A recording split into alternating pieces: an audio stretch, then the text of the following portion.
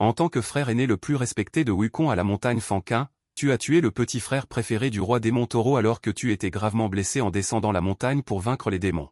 Voyant cette scène, le roi démon taureau fut rempli de tristesse et d'indignation, se transformant immédiatement en sa forme originelle et fonçant violemment vers toi. Quant à toi, ton regard s'est figé, tu t'es retiré et tu es parti. Même si ton corps de Dharma est grand. Tu n'oses pas non plus laisser le roi démon taureau foncer avec son corps originel. Tu as déjà fait preuve d'une grande prouesse en forçant le roi démon taureau à utiliser son corps originel avec ta culture de sage mystérieux. Maintenant, face au corps originel du roi démon taureau enragé, ce corps de Dharma n'est probablement pas assez fort, mais tu ne baisseras pas la tête et n'admettras pas la défaite si facilement. En termes de royaume, tu es effectivement supérieur à moi. Mais, peux-tu supporter ma lame maintenant? Mais en effet. Tu reprends ta taille d'origine et tu offres soudainement une gourde rouge. À l'intérieur de la gourde. La pointe acérée pour tuer l'homme éclate violemment à cet instant. Après une bataille acharnée. Le pouvoir magique de ce roi démon taureau est déjà vide. Maintenant, en voyant cette gourde rouge devant lui, les deux grands yeux de bœuf du roi démon taureau s'écarquillent soudainement. Merde, c'est le couteau volant tranche-fait de Luya. En tant que grand démon du clan des démons. Le couteau volant tranche-fait, tristement célèbre dans les 3 royaumes, le roi démon taureau en a naturellement entendu parler. Mais quoi qu'il arrive, il ne peut pas comprendre pourquoi le couteau volant tranche-fait de Luya apparaîtrait entre les mains d'un humain. Se pourrait-il que ce gamin l'ait volé à Luya, juste au moment où le roi démon taureau réfléchissait secrètement. Un rayon de lumière éclate, et le couteau volant tranche-fait sort de la gourde rouge. Entre les sourcils et les yeux, un rayon de lumière jaillit, et le couteau volant tranche-fait révèle toute sa poitrine. Dès qu'il a osé se montrer, le roi démon taureau a immédiatement senti tous les poils de son corps se dresser. Immédiatement après, le couteau volant tranche-fait a libéré un rayon de lumière et a tranché son esprit primordial. Le roi démon taureau a immédiatement hurlé. Et s'est enfui en tournant la tête. On connaît ses propres affaires. Le couteau volant tranche-fait est tristement célèbre. La bête féroce Yuanong de l'époque de la conquête des dieux est morte sous ce trésor. Le roi démon taureau ne pense pas qu'il puisse être plus fort que Yuanong, bien que cet humain devant lui n'ait pas une haute culture de moine. Mais le roi démon taureau n'ose pas parier. Il n'ose pas parier que l'autre partie a la capacité d'activer le couteau volant tranche-fait pour trancher sa tête. Cependant, même s'il s'enfuit, ce roi démon taureau ne veut pas perdre la face. Le cri résonne au loin. Moine humain, grand démon, roi démon taureau. Incroyable, tu ne sais vraiment pas jouer. On s'amusait bien, et tu t'enfuis comme ça? Mais tu ne m'as pas poursuivi, heureusement. Il ne faut pas acculer un ennemi aux abois. Le couteau volant tranche-fait ne peut être utilisé qu'une seule fois. Il ne peut te vaincre que toi. Si le roi démon taureau ramenait quelques frères, je crains de ne pas pouvoir faire face. Et suite à cette bataille intense avec le roi démon taureau, tu as découvert avec une agréable surprise que l'énergie magique dans ton corps montrait à nouveau des signes subtils de déblocage. Et dire que tu venais à peine de dépasser le stade de l'immortel mystérieux intermédiaire il n'y a pas si longtemps. Et voilà que tu es sur le point de passer au stade avancé. Tu marmonnes, l'air constipé. C'est indigne, c'est indigne. Ce n'est pas la faute du disciple. Le disciple aimerait stabiliser sa cultivation et progresser plus tard. Mais il n'y a pas le choix. Le stade avancé de l'immortel mystérieux est discrètement franchi. Une trace d'essence circule également discrètement autour de toi à ce moment. C'est le 3e attribut que tu as condensé, l'essence. Tu as déjà condensé 3 attributs. Ta cultivation a également atteint le stade avancé de l'immortel mystérieux. Si tu condensais un autre attribut, tu pourrais atteindre le sommet de l'immortel mystérieux. Une fois toutes les armes dans ta poitrine condensées, tu pourras entrer dans le royaume de l'immortel essentiel. Et une fois arrivé au niveau de l'immortel essentiel, il faudra trouver un moyen de condenser les 3 fleurs au sommet de la tête. Mais tout cela est encore loin. Ton objectif à court terme est de condenser toutes les armes dans ta poitrine et d'atteindre le royaume de l'immortel essentiel. Au cours des mois suivants, tu as continué comme d'habitude à voyager dans les villes humaines du monde. Tu as également rencontré de nombreux démons qui causaient des troubles. Avec ta cultivation au stade avancé de l'immortel mystérieux, tu n'as même pas besoin d'utiliser le couteau volant tranche-fait pour les tuer facilement. 6 mois plus tard, au sommet d'une montagne remplie d'énergie condensée, tu t'assois en tailleur. Les 5 couleurs d'énergie circulent et rayonnent une lumière éclatante. Les armes dans ta poitrine ont enfin été condensées avec succès. Un éclair doré brille dans tes yeux. Ton humeur est très joyeuse. Au cours de ces 6 mois, tu as condensé successivement l'énergie de la terre et l'énergie de l'eau. Il ne manque que l'énergie du bois pour compléter les 5 éléments.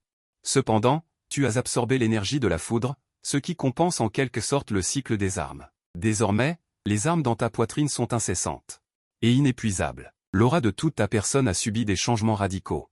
Tu as maintenant atteint le royaume de l'immortel essentiel. 4 ans se sont écoulés depuis ton départ du mont Fanquin. Et ces 4 années t'ont permis de passer du simple stade initial de l'immortel véritable au royaume actuel de l'immortel essentiel. Avec le passage du mystérieux seuil dans ton corps, brisant l'état d'esprit immortel, tu lèves les yeux vers le ciel, comme pour renaître. Véritable immortel, mystérieux immortel, esprit immortel. Chaque percée de royaume s'accompagne d'une tribulation de foudre. Lorsque tu as mis le pied dans le royaume de véritable immortel, tu as survécu à la première tribulation du feu ardent sur la montagne de Fanquin. Et lorsque tu as mis le pied dans le royaume de mystérieux immortel, tu as subi la deuxième tribulation de foudre sur la montagne de Futu. Maintenant que tu mets le pied dans l'état d'esprit immortel, la troisième tribulation de tes 3 calamités et 5 épreuves est finalement arrivée. Des nuages noirs s'amoncellent sauvagement. Entre les mouvements frénétiques des nuages noirs, des éclairs s'abattent avec fracas.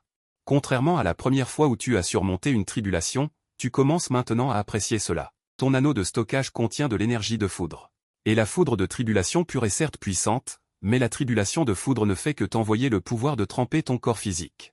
Après que 81 éclairs de tribulation se soient abattus, non seulement tu as consolidé ta cultivation d'esprit immortel, mais tu as même utilisé ces 81 éclairs de tribulation pour tremper ton corps physique, le rendant encore plus fort. Un demi-mois plus tard, ton humeur est bonne après avoir surmonté la tribulation de foudre d'esprit immortel. Tu entres à nouveau dans la zone animée, mais à cet instant, ton expression est un peu solennelle alors que tu te tiens devant une stèle de pierre, pays des femmes. En regardant la ville animée de l'autre côté de la stèle, tu as une pensée. Tu connais bien sur ce pays des femmes. À l'époque du voyage vers l'ouest, l'équipe de pèlerins du voyage vers l'ouest a eu beaucoup de difficultés dans le pays des femmes. Et toi, en tant que voyageur temporel, tu as naturellement une curiosité infinie pour le célèbre pays des femmes de ta vie antérieure. Maintenant que tu le rencontres, tu veux naturellement entrer et voir. En pensant à cela, tu marches vers le bureau général de la ville non loin de là.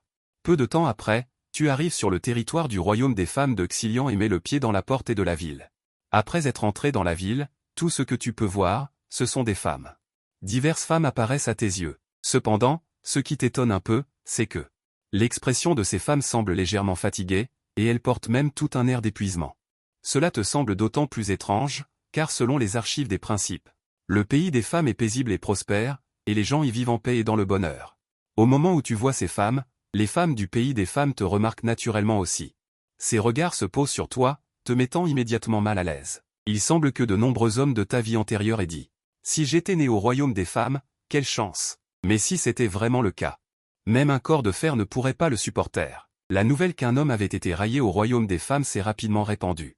En moins d'un bâton d'encens, cette nouvelle est parvenue au palais impérial. La grande tutrice du royaume des femmes, après avoir appris cette nouvelle, s'est précipitée dans le hall principal du palais, a joint les mains en signe de respect devant la reine du royaume des femmes et a dit « Votre Majesté, il paraît qu'un homme est arrivé dans notre royaume aujourd'hui. Faut-il le garder? Votre Majesté en décidera. » Un homme?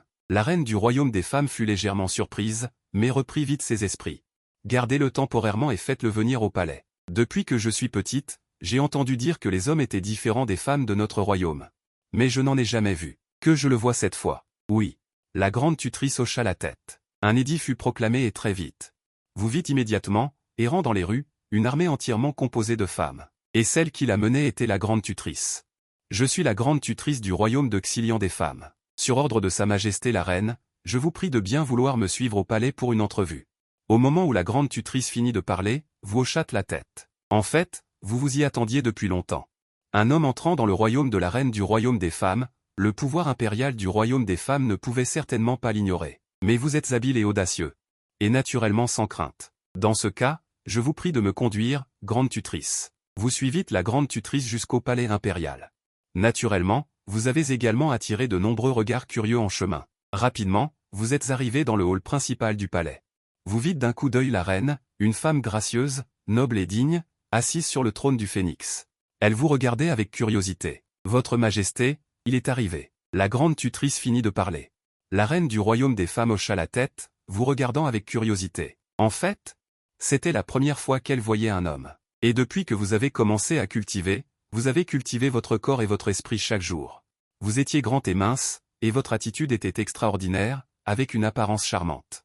À ce moment-là, la grande tutrice remarqua que le regard de la reine était fixé sur vous, comme si elle était fascinée. Elle toussa donc légèrement, et ce n'est qu'alors que la reine revint à elle, vous regarda avec regret et sourit. La grande tutrice fit un pas en avant et dit à voix basse à la reine, « Votre Majesté. Cet homme a une attitude extraordinaire, un pouvoir magique profond et est un être illuminé.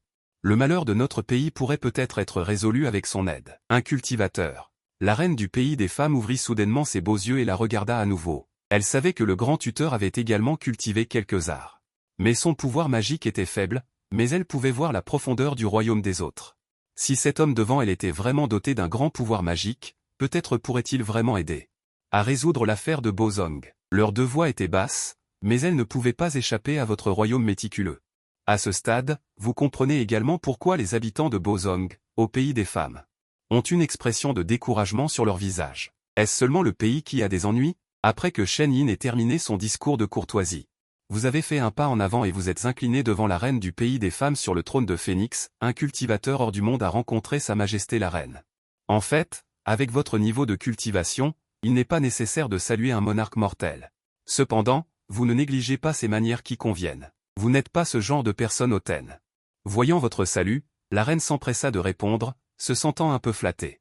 Immortel, vous êtes trop poli, veuillez vous relever rapidement. À qui de droit attribuer un siège, dit la reine en descendant du trône de Phénix. Voici la reine du royaume des femmes de Xilian. Immortel, vous pouvez m'appeler votre majesté ou, plus simplement, me nommer Qinwei, chef de ma garde rapprochée. Honnêtement, si c'était une personne ordinaire, la reine du pays des femmes ne serait naturellement pas aussi enthousiaste, mais les mortels accordent une importance particulière à la recherche de l'immortalité et vous êtes un bel homme, ce qui ne peut qu'amener la reine à perdre un peu ses manières. Vous avez hoché la tête, avez remercié pour le siège et avez dit « Votre Majesté la reine, lorsque je suis entré dans la ville tout à l'heure, j'ai senti que la ville semblait être différente. Votre pays a-t-il été confronté à des événements étranges ?» Dès que les mots sont tombés, le joli visage de Qinwei s'est assombri. Elle ne cache pas sa bouche à l'immortel. Il y a quelques jours, des événements étranges se sont produits dans notre pays. Les citoyens disparaissent fréquemment. Des gens ont été envoyés pour enquêter, mais il n'y a eu aucune nouvelle. Par conséquent, le grand tuteur et moi soupçonnons que cet incident est l'œuvre d'un démon. Cela dit, Qinwei vous a fait un salut très sincère et a demandé, aujourd'hui, l'immortel est arrivé ici. Qinwei demande à l'immortel d'aider la petite femme à découvrir le désastre dans le pays. Dans ces paroles, Qinwei et les citoyens du pays des femmes vous seront reconnaissants à jamais. Alors que la voix de Qinwei s'estompa, le grand tuteur et les fonctionnaires civils et militaires dans le hall, ainsi que les dames du palais, se sont tous inclinés devant vous, vous suppliant d'agir. Vous comprenez donc ce qui se passe dans ce royaume des femmes, en termes simples. Un grand nombre de personnes disparaissent dans le royaume des femmes, et avec la puissance du royaume des femmes, ils ne peuvent pas en trouver la cause. Vu sous cet angle, il est en effet fort probable qu'il y ait une influence maléfique, et vous avez rencontré ce genre de choses à plusieurs reprises au cours de vos années d'errance. Maintenant que vous le rencontrez à nouveau, vous ne refuserez naturellement pas. Après tout, à chaque fois que vous résolvez ce genre de problème, le Dao céleste fera descendre le mérite. Votre cultivation s'améliore si rapidement. Une grande partie de la raison est en fait à cause de cet aspect. En pensant à cela, vous hochez la tête à la reine et dites « Votre Majesté, n'ayez crainte. Puisque je rencontre cette affaire, il n'y a aucune raison de rester les bras croisés. Merci beaucoup, immortel. » La reine était folle de joie et remerciait sans cesse.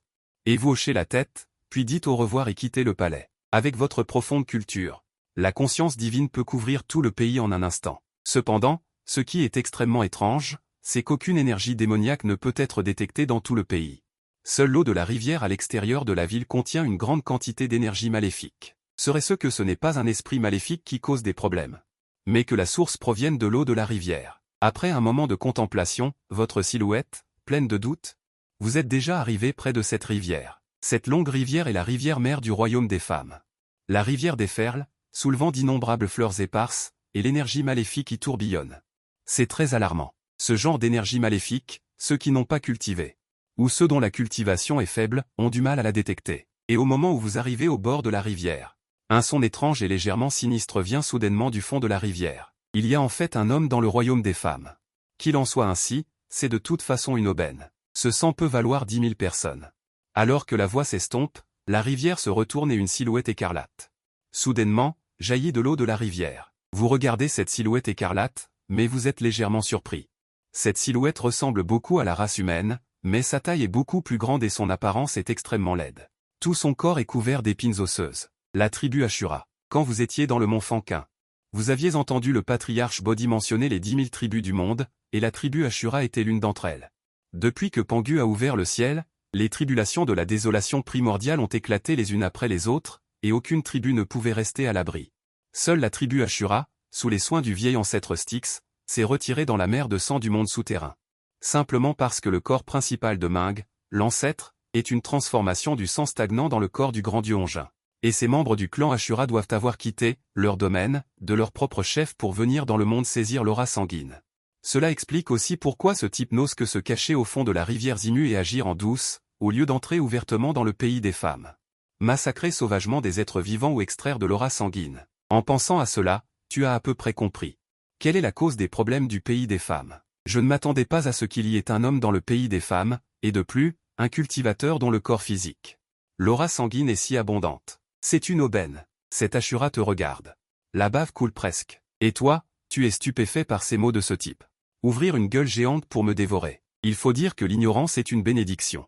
Une épaisse foudre née de nulle part et frappe directement le sommet de la tête de cet Ashura. Un pouvoir terrifiant infini se déverse, de sorte que cet Ashura n'a même pas le temps de réagir. Il est directement foudroyé en morceaux. Qui ose blesser mon clan Ashura? Juste au moment où tu tues le premier. Ashura. Un rugissement retentit soudainement, suivi d'une puissante pression descendit violemment. Il n'y a pas qu'un seul Ashura. Tu as un peu de doute dans le regard. Si l'on dit que ce pays des femmes n'est pas un pays puissant avec beaucoup de citoyens, pourquoi y a-t-il autant de personnes du clan Ashura rassemblées ici? Il faut savoir que les membres du clan Ashura font ce genre de choses en douce. Mais ici, dans le pays des femmes de Xilian, ils semblent n'avoir aucune crainte et deviennent directement féroces et audacieux. À ce moment, l'eau de la rivière Zimu est agitée, et des membres du clan Ashura émergent de l'eau.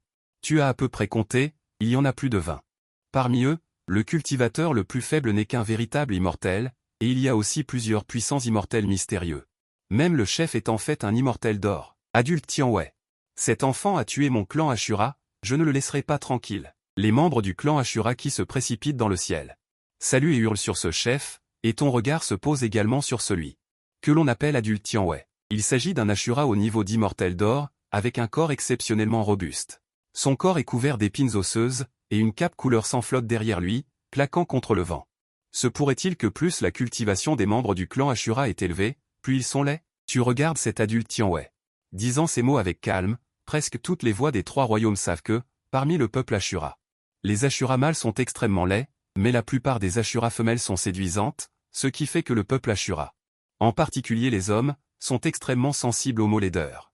Maintenant, devant eux, vous osez dire que plus la cultivation d'un Ashura est élevée, plus il devient laid. Cela a immédiatement rempli tous les membres du clan Ashura d'une haine furieuse. Si les regards pouvaient tuer, vous auriez probablement déjà été tué des dizaines de fois. Audace! Impuissant, grand général Ashura Tianwei, toi, petit humain, tu oses tuer l'inoffensif. Et insulter mon clan. Tu cherches la mort. Ce Tianwei ne pouvait pas supporter que les autres disent qu'il est laid. Cette fois, il est devenu furieux, et d'un geste de la main, il a sorti une longue lame fine couleur sang, dont le tranchant était pointé directement sur vous. Inattendu ici. On peut encore voir un trésor spirituel inné de qualité inférieure. Vos yeux se sont illuminés. Fixant cette lame fine couleur sang dans la main de Tianwei, une pointe de convoitise a traversé votre regard. Bien qu'il soit de qualité inférieure, c'est un objet inné. Depuis que vous avez traversé le temps. Le meilleur trésor que vous ayez vu est naturellement le couteau volant tranche-fait, mais ce couteau volant a une utilisation relativement unique. Il n'est pas très pratique à utiliser. Quant au bâton cerclé d'or, il est extraordinaire, mais même le bâton cerclé d'or n'est qu'un amour acquis. Ce Tianwei peut posséder un trésor inné. Son origine doit être extraordinaire, mais vous ne vous en souciez pas. Même si les soutiens de ce type sont les ancêtres de la rivière Styx, et alors? Si c'est vraiment une question de soutien, aurais-je peur de lui? Je convoite ce couteau. Vous avez dit calmement. Les mots n'étaient pas encore tombés. Vous avez directement attaqué. Tu cherches la mort. Ce Tianwei a été stupéfait un instant. Il ne s'attendait pas à ce que ce cultivateur humain non seulement ne ressente aucune crainte, mais ose même attaquer en premier. Un expert immortel doré n'a naturellement pas peur. Immédiatement, il a brandi sa longue lame. C'est soudainement précipité. La nature du clan Ashura est le meurtre. Maintenant, provoqué par vous comme ça. Tianwei le considère naturellement comme une onde de sa vie. Rugissement, claquement d'armes se sont propagés depuis la longue lame dans sa main. Une aura meurtrière a imprégné l'élan de l'eau de la rivière. Les membres de la tribu Ashura étaient stupéfaits, les deux parties combattant clairement étaient toutes deux au niveau des immortels dorés, et Tianwei avait la lame de sang, alors pourquoi maintenant? Semblait-il être opprimé par ce cultivateur humain, frappé sans cesse par les vagues. Le vent et les nuages changeaient de couleur entre le ciel et la terre, et ce Tianwei tenant la lame de sang ne pouvait même pas prendre le moindre avantage. La lame de sang taillait violemment, le son de l'entrechoquement du métal résonnait, mais soudain, en se retirant. Une silhouette s'envola à l'envers. Comment était-ce possible? Seigneur Tianwei a en fait perdu. Les membres de la tribu Ashura en bas, après avoir vu la silhouette voler à l'envers, étaient tous immédiatement surpris. Ouvrant grand les yeux, voyant que le robuste Tianwei était en fait repoussé. Un son tomba dans l'eau, maudit, ce Tianwei, penaud. Jaillit à nouveau de l'eau, les yeux rouges vifs fixant la petite étape initiale de l'immortel doré. Peut-être si fort, je n'y crois pas, rugissant. La lame de sang dans la main de Tianwei taillada à nouveau, et en même temps, une incantation extrêmement étrange. Sortie de sa bouche, avec la sortie de l'incantation, ces membres de la tribu Ashura. Soudain, un par un, ils ne pouvaient plus bouger, leur visage révélant une expression d'extrême horreur. Pas bon, Seigneur Tianwei va nous sacrifier. Arrêtez vite, Seigneur Tianwei, arrêtez vite, maudit. Il ne peut pas battre ce cultivateur humain, il va en fait nous sacrifier, en tant que membre de la tribu Ashura. Ils savent ce que signifie cette incantation dans la bouche de Tianwei, mais c'est précisément parce qu'ils le savent. Ils comprennent très bien qu'ils ne peuvent pas s'échapper, alors un par un, ils ont pris la parole. Suppliant Tianwei d'abandonner le sacrifice, mais puisque ce Tianwei a déjà pris une décision, comment pourrait-il abandonner à cause de cela? Ah, humble humain, meurs sous le sacrifice de sang de ma tribu. C'est aussi votre juste sort. Un sourire hideux apparut sur le visage de Tianwei, quant à ces membres de la tribu Ashura en bas. Un par un, ils se sont transformés en lumière de sang, affluant vers le corps de Tianwei, mais en un court laps de temps. Sous le sacrifice de dizaines de membres de la tribu Ashura, ce Tianwei était déjà devenu beaucoup plus hideux et étrange. Sacrifice, intéressant, un éclair de sourire traversa soudain tes yeux. À l'origine, je m'inquiétais du fait que vous soyez trop nombreux et qu'il soit difficile d'utiliser la protection, mais maintenant vous vous livrez volontairement à ma porte. Alors ne me blâmez pas d'être impoli. La voix retombe, et vous sortez soudainement la gourde rouge. L'instant suivant, l'embouchure de la gourde s'ouvre, un éclat de lumière éclatante. La lumière spirituelle s'épanouit, le couteau volant tranche fait, c'est... Tianwei écarquille soudainement les yeux, ses yeux sont remplis de terreur. Non, ne me tuez pas. Je suis Tianwei du clan Ashura, je suis le fils adoptif le plus aimé du vieux monstre Styx, vous ne pouvez pas me tuer. En entendant la voix de Tianwei, votre réponse n'est qu'une phrase, que le trésor se retourne. Le fils adoptif le plus aimé du vieux monstre Styx. Honnêtement, rien que ce statut suffit en réalité à dissuader la plupart des endroits du royaume des Trois et la plupart des experts. Il faut savoir que, bien que le vieux monstre Styx soit confiné au fond de la mer de sang des enfers, c'est parce qu'il écoute le saint. Et ne veut pas en sortir, mais il n'est pas incapable d'en sortir. De plus, la mer de sang ne s'assèche pas. Et le Styx ne meurt pas. Bien sûr, les six saints des cieux et de la terre, dans des circonstances où ce n'est pas nécessaire, n'iront pas provoquer le vieux monstre Styx sans raison. Avoir un parrain aussi puissant permet également à Tianwei d'être toujours sans scrupules. Dommage qu'aujourd'hui, il vous ait rencontré, disciple personnel du patriarche Subuti de la montagne Fanquin. Que le trésor se retourne. Agissant résolument, vous n'hésitez pas le moins du monde. Un éclat de lumière du couteau volant passe. Et d'un seul coup, la tête est tranchée. Tianwei périt. Avec la mort de Tianwei, l'énergie maléfique dans la rivière Mère Enfant se dissipe également progressivement. Vous fermez les yeux et sentez avec votre conscience divine, puis vous hochez la tête. Le ciel a des mérites qui descendent, ce qui prouve également que le désastre dans la rivière Mère Enfant est temporairement résolu. Bien que vous ne sachiez pas comment ces membres du clan Ashura sont arrivés ici, cela ne vous dérange pas.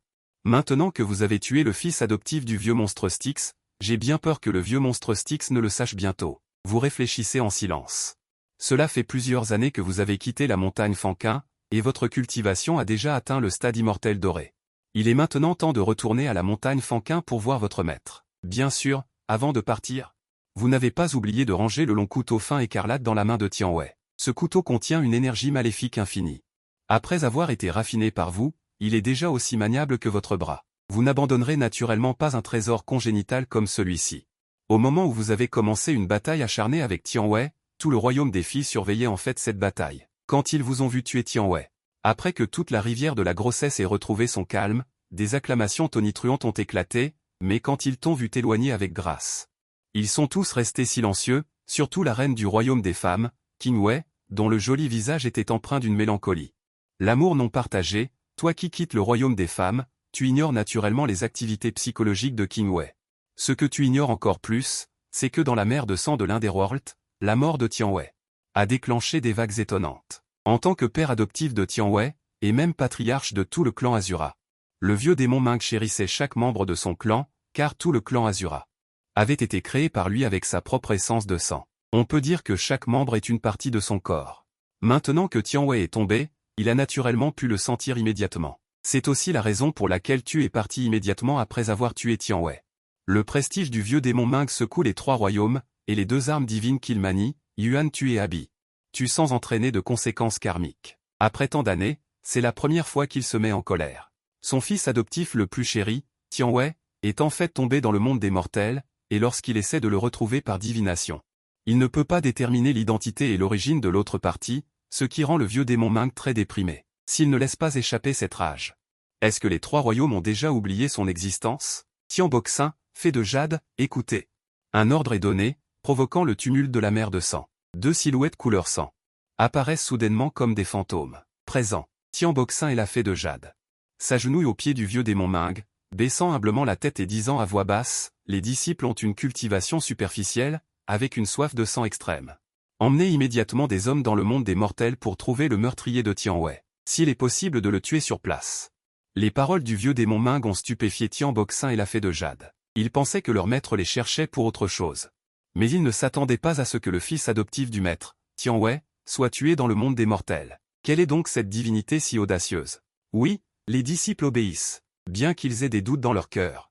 Tian Boxin et la fée de jade ont immédiatement accepté l'ordre et ont mené chacun une troupe de membres du clan Azura vers le monde des mortels. Ignorant d'innombrables esprits vengeurs dans la mer de sang de l'Underworld, pense-t-il vraiment que je n'ai pas de tempérament? Toute la mer de sang est agitée par l'ordre de Ming. À ce moment, un chant bouddhiste retentit soudainement avec force. Amitabha, Ming, tu es impulsif.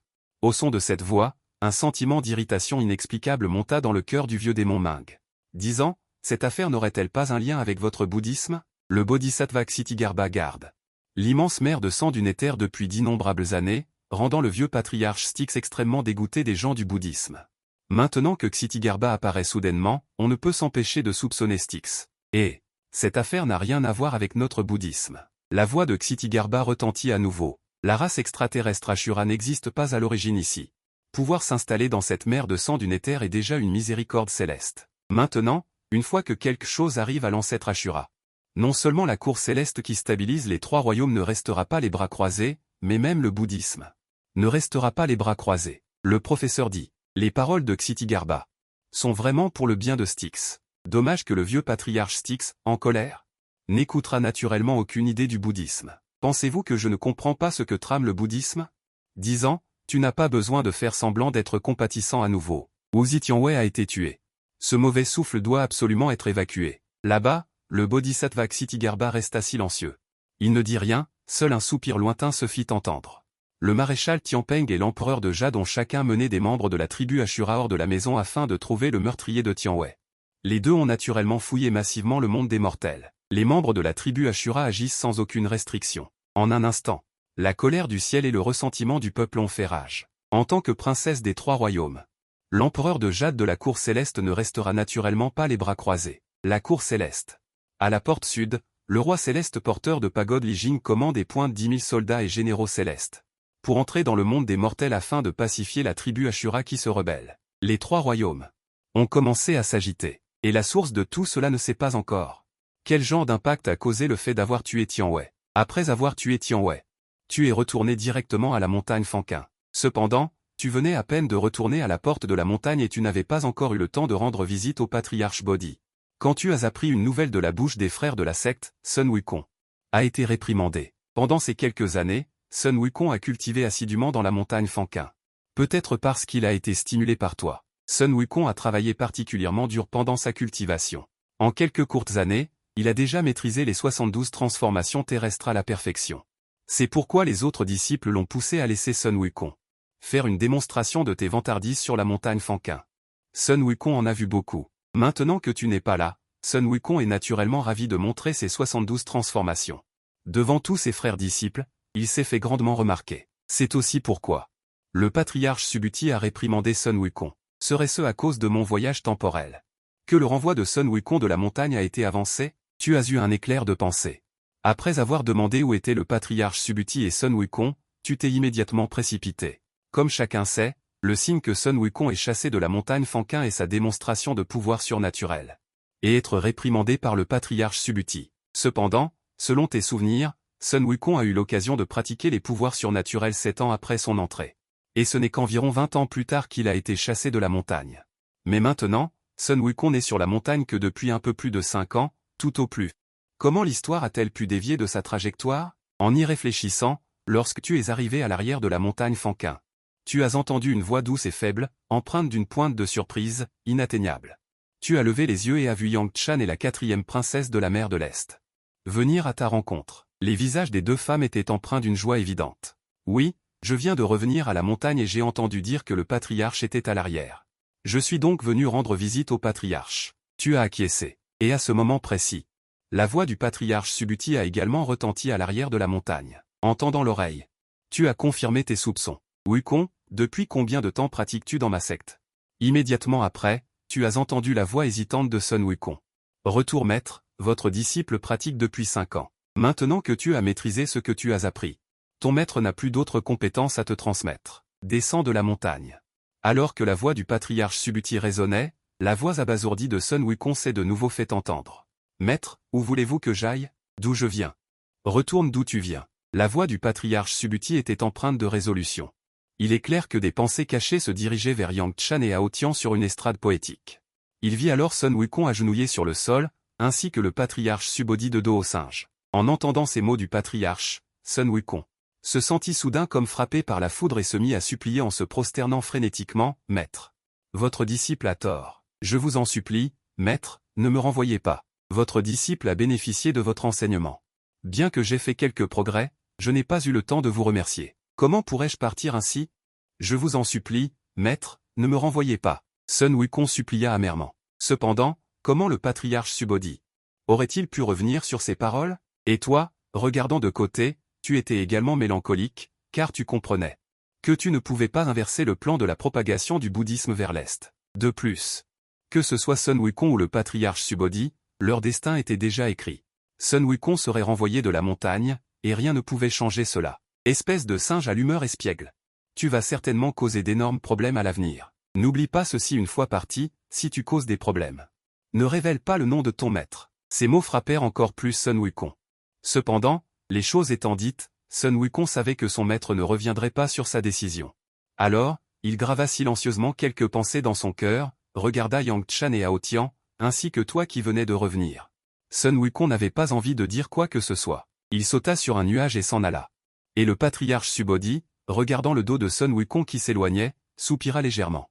Sa mission en venant à la montagne de la place Pouce était accomplie. Mais même s'il avait accompli sa mission, les humains ne sont pas des plantes ou des arbres, comment pourraient-ils être insensibles? Ayant enseigné à Sun Wukong pendant tout ce temps, le patriarche Subodhi se souciait naturellement beaucoup de lui. Cependant, le départ de Sun Wukong était inévitable. Même si le patriarche Subodhi voulait le garder, la secte bouddhiste occidentale ne serait certainement pas d'accord. Plutôt que d'impliquer une calamité encore plus grande à l'avenir, il valait mieux laisser faire les choses. Et toi, à partir de l'expression du patriarche Subodhi, tu as compris ces choses. Dans ton cœur, c'était comme si une pierre énorme avait été enlevée, te soulageant d'un fardeau. Le rideau se lève. Maître, votre disciple est revenu de son expérience et vient vous rendre hommage. Tu pris une profonde inspiration et t'avança pour rendre hommage au patriarche Subodhi. Le patriarche Subodhi hocha la tête. Il dit aussitôt aux deux jeunes filles, Yang Chan, votre maître et Wukong ont des choses à se dire, vous pouvez rentrer pour l'instant. Yang Chan et Hao Tianxin acquiescèrent docilement, puis vous jetèrent un coup d'œil avant de s'éloigner à petits pas. Seule la montagne arrière fut laissée avec vous et le patriarche Subodhi. Wukong, ne trouvez-vous pas étrange que votre maître ait insisté pour chasser Wukong? En entendant les paroles du patriarche Subodhi, vous secouez la tête et dites, votre disciple ne sait pas. Mais votre maître agit avec une profonde signification, votre disciple n'ose pas spéculer. Vous savez bien sûr que le départ de Sun Wukong est une manœuvre bouddhiste, mais pouvez-vous le dire? Et le patriarche Subodhi soupira légèrement et dit doucement, connaissez-vous le grand dessein du bouddhisme? Vous haussez les sourcils, vous ne vous attendiez pas à ce que le patriarche Subodhi prenne l'initiative de vous en parler. Le plan du bouddhisme, votre disciple est ignorant, je vous prie humblement, maître, de me l'indiquer. Vous devez faire semblant de ne rien savoir, vous secouez la tête. Et le patriarche Subodhi est très satisfait de votre attitude. Il dit aussitôt, aujourd'hui, parmi les 3 royaumes, le bouddhisme est le plus florissant. Que ce soit le mont Sumeru, la cour céleste ou même les enfers, il y a l'ombre du bouddhisme. Le patriarche Subodhi fit une pause, puis continua, le Dao céleste a dit un jour. Le bouddhisme doit prospérer. Et la clé de la prospérité du bouddhisme réside en réalité dans la race humaine. Les choses sont dites si clairement que vous ne pouvez plus faire semblant de ne rien comprendre. Votre maître veut dire que le bouddhisme veut prêcher à la race humaine? Le patriarche Subodhi acquiesça. Il dit, c'est exact, les êtres vivants des 3 royaumes. La foi de la race humaine est la plus pieuse. Si le bouddhisme veut que le dharma soit au sommet, il doit le répandre dans les 3 royaumes. Il est impératif de rallier la race humaine. Et les écritures bouddhistes doivent également être transmises aux mains de la race humaine. Seulement, les écritures bouddhistes ne peuvent qu'être prises, et non créées. Alors que la voix du patriarche Subodhi s'éteignait, un coup de foudre soudain retentit dans le ciel. La foudre se répandit et les nuages noirs recouvrirent le ciel. Vous levez les yeux vers le ciel. Sachant que c'est le Dao céleste qui avertit le patriarche Subodhi qu'il a révélé un secret céleste. Maître, ne parlez plus, vous avez déjà compris la signification du patriarche Subodhi. Le patriarche est vraiment bon avec moi. Révéler de tels secrets célestes me montre qu'il me considère comme un disciple exceptionnel. Et le fait qu'il ait commencé la conversation avec l'affaire de Sun Wukong montre clairement qu'il veut que j'évite cette affaire. Mais peut-être l'as-tu déçu. Votre disciple se consacre à la recherche du Tao du loisir. Les affaires du bouddhisme. Votre disciple ne veut pas savoir, ne veut pas non plus savoir. Donc, le patriarche Subhuti demanda avec une certaine curiosité, se pourrait-il que votre disciple a tué le Tathagata? Une phrase qui fit que le patriarche Subhuti se sente comme un coup de foudre. Il venait d'entendre son disciple dire qu'il ne voulait pas s'impliquer dans les affaires du bouddhisme. Mais la phrase suivante était qu'il avait tué le Tathagata. Mais après réflexion, le patriarche Subhuti pensa que c'était impossible. Il connaissait le poids de son disciple. Bien que ses qualifications soient bonnes, maintenant qu'il est descendu de la montagne. En 4 ans, il a réussi à atteindre le statut d'immortel d'or. Mais dire qu'il veut tuer le Tathagata est encore loin d'être suffisant. Pendant ce temps, le patriarche Subhuti garda le silence. Et tu sais aussi que tes paroles pourraient induire le patriarche Subhuti en erreur, alors tu expliquas. Votre disciple n'a naturellement pas la capacité de tuer le corps principal du Tathagata. Ce que votre disciple a tué n'est que l'incarnation d'un souffle du Tathagata. C'est la vérité. Voyant l'expression de ton visage, il ne semblait pas que tu mens, alors le patriarche Subhuti devint sérieux. Dans ses yeux, il y avait une trace d'inquiétude. Wufa n'est pas comme Sun Wukong. Sun Wukong est le protecteur du dharma désigné par le bouddhisme. Les grandes affaires du bouddhisme ne peuvent être prises à la légère. Mais ce disciple à lui, il n'a pas le destin de Sun Wukong. Maintenant qu'il a offensé le Tathagata, comment pourrait-il abandonner? Tu n'aurais pas dû être aussi impulsif. Le patriarche Subhuti soupira et réfléchit un instant. Il dit, mais cette affaire n'est pas sans issue. Maintenant que le clan Ashura cause des troubles dans les 3 royaumes, si tu ne veux pas être impliqué dans le karma du bouddhisme, ton maître peut te recommander d'entrer dans la cour céleste. Aider la cour céleste à réprimer la race rebelle des Ashura est aussi une façon de montrer sa bonne foi envers la cour céleste. À ce moment-là, la cour céleste le fera certainement.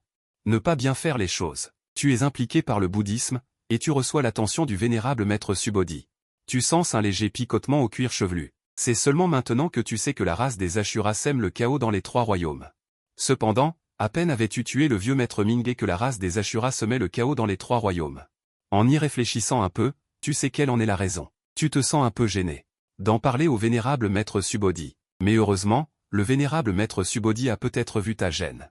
Il a légèrement secoué la tête, mais n'a plus rien dit. Il ne peut pas apprendre la vérité de la bouche de ce disciple, sinon il sera inévitablement impliqué. Et s'il est impliqué, ce ne sera pas seulement ton affaire personnelle. Cela affectera inévitablement le vieux maître Mingé. À ce moment-là, les 3 royaumes connaîtront une épreuve. Junior élève une épée, et vient rendre visite au vénérable maître Subodhi. Je prie sincèrement le maître de me consacrer une épée de son temps précieux. À ce moment précis, une voix profonde et majestueuse parvient soudainement de l'extérieur de la montagne Fanquin. Tu es stupéfait. Tu ne t'attendais pas à ce que Erlan Shen vienne cultiver son épée à ce moment précis. Le vénérable maître Subodhi hoche légèrement la tête et dit, Wifa. Après avoir dit cela, le maître part ensemble. Dis-le, le vénérable maître Subodhi parle premier. Tu acquiesces. Tu es sur le point de partir pour suivre les pas du maître, mais tu remarques soudainement une amulette royale. À l'endroit où le vénérable maître Subodhi se tenait auparavant. À l'intérieur de l'amulette royale, il y a une vague d'énergie magique de l'impératrice des âmes. Il semble que, même si le maître ne le dit pas, il a déjà tout arrangé clairement. Sentant le pouvoir dans l'amulette royale, un sourire amer apparaît au coin de tes lèvres. Cette amulette royale porte l'attaque de toute la force du vénérable maître Subodhi. En d'autres termes, en sacrifiant l'amulette royale, tu peux déclencher une attaque de toute la force du vénérable maître Subodhi. Le maître est encore très attristé pour toi. Au centre de la montagne, un homme en armure brillant argenté se tient droit. C'est le célèbre dieu de la guerre des 3 royaumes, le vrai seigneur Erlan Yangjian. Junior Yangjian rend hommage au vénérable maître Subodhi, aîné. Yang Jian joint les mains vers le vénérable maître Subodhi. Le vénérable maître Subodhi hoche légèrement la tête, et ce Yang Jian s'approche rapidement. Wan te dit en te prenant le bras, frère aîné Wufa, je te présente quelqu'un. Voici mon deuxième frère, Yang Jian. Après avoir dit cela, Yang Chan se tourna vers Yang Jian et dit. Deuxième frère, voici le frère aîné Wufa, le disciple le plus accompli du patriarche. Le disciple le plus exceptionnel. Mon apprentissage sur la montagne Fanquin, pouvoir être. Choisi par le patriarche Subhuti, même lui, Yang Jian, doit lui accorder une certaine importance. Bien sûr, c'est tout. Après tout, aux yeux de Yang Jian, ce n'est qu'un cultivateur immortel doré. Devant Yang Jian, un cultivateur immortel doré n'est rien d'autre. J'ai rencontré le véritable seigneur Erlang. Tu es désormais considéré comme un disciple de la façade de la montagne Fanquin. Face à Erlang Shen, tu ne faibliras pas devant la renommée de la montagne Fanquin et tu ne manqueras pas à l'étiquette de la montagne Fanquin. Yang Jian avait un visage froid et son regard était fixé sur Yang Chan qui te tenait le bras. Le disciple le plus accompli du patriarche Subhuti a toujours vanté la profondeur des techniques du patriarche. Mais il n'a jamais eu l'occasion de débattre avec le patriarche. Je me demande combien d'héritages du patriarche tu as reçu. Dès que les mots sont tombés, presque tout le monde pouvait sentir l'hostilité de Yang Jian. Deuxième frère, qu'est-ce que tu fais?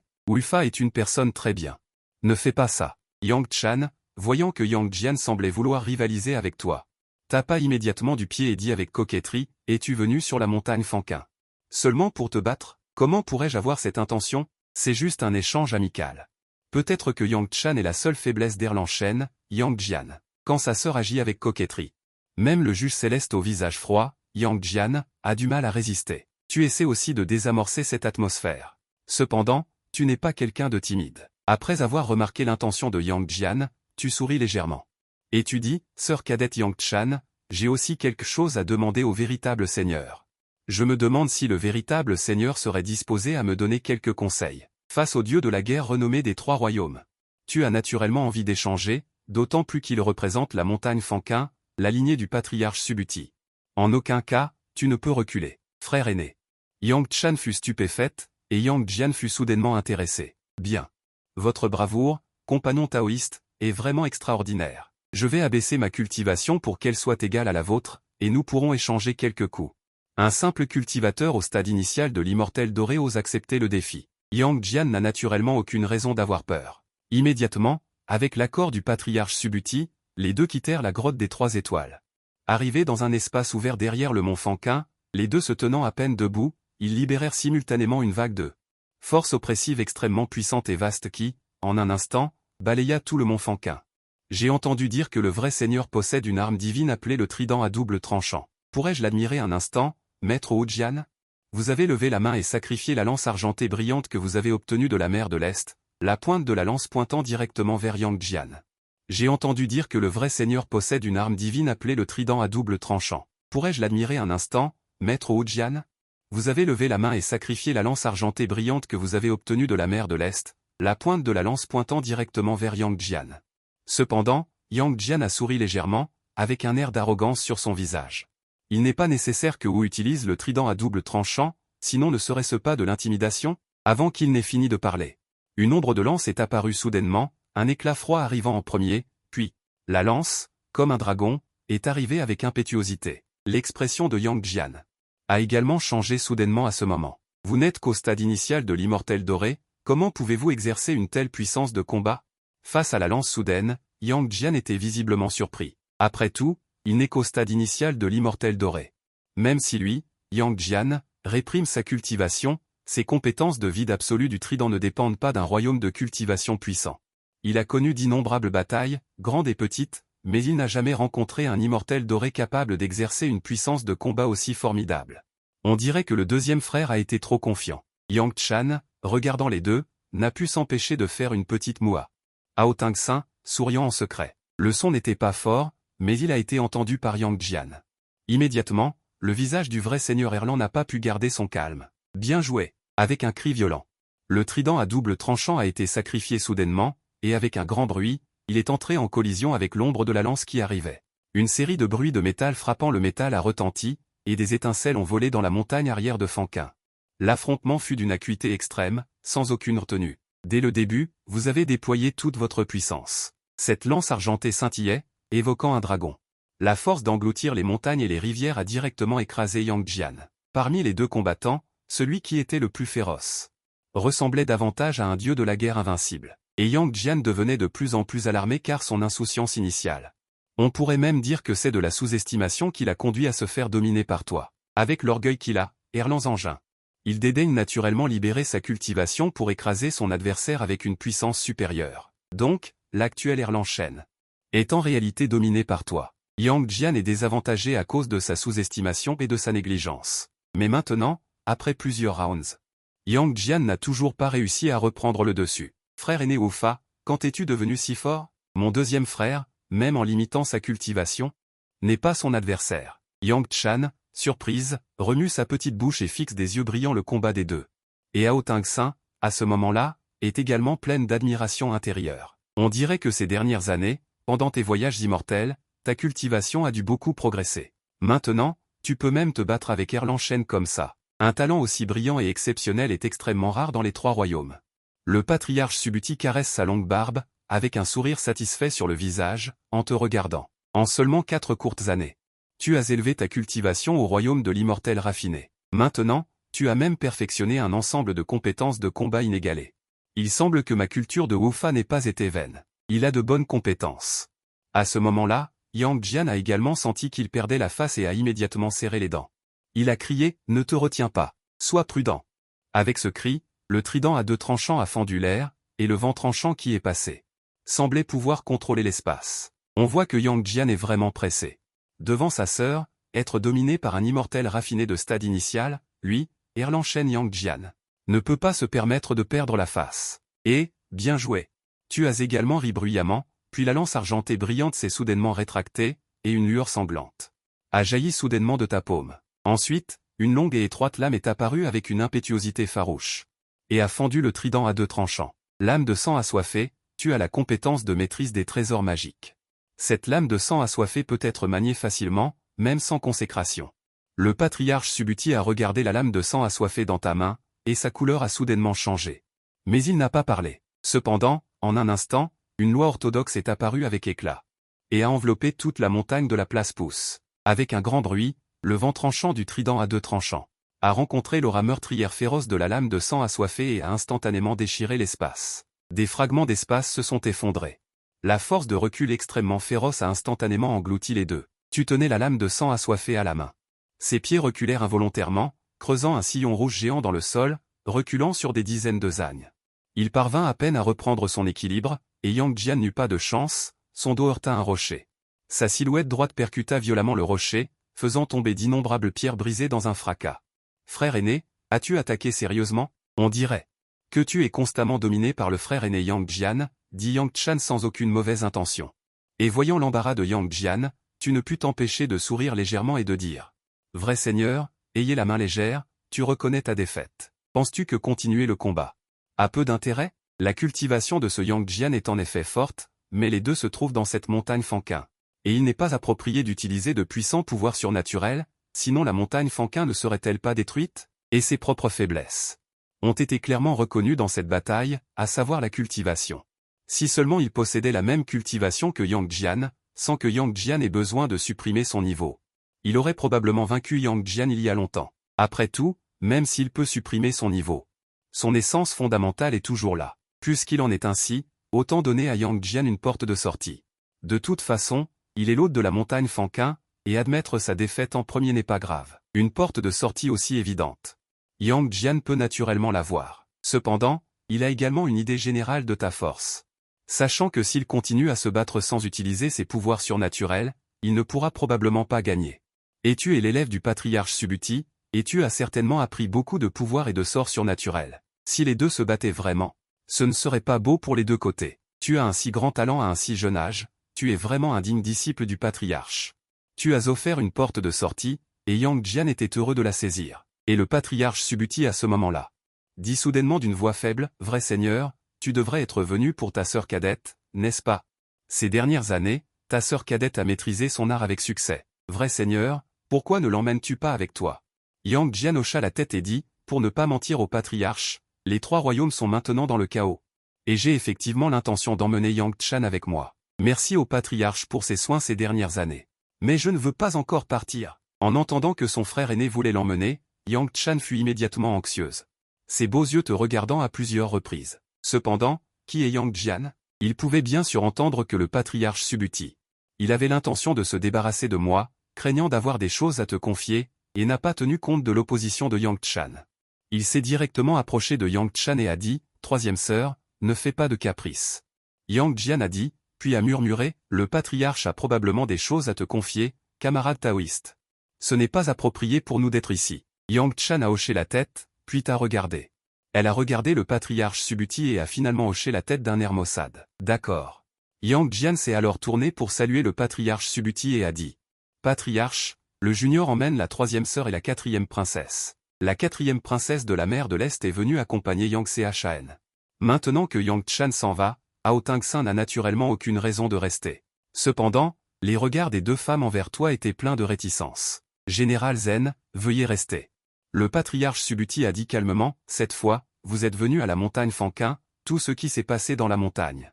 J'espère que le général Zen, la deuxième sœur et la quatrième princesse garderont le silence. » Le cœur de Yang Jian a bondi sans raison. Pendant un moment, il n'a pas compris ce que voulait dire le patriarche Subuti, mais il a quand même hoché la tête. « Patriarche, soyez assuré, Yang Jian comprend. » Il a regardé Yang Jian emmener les deux femmes.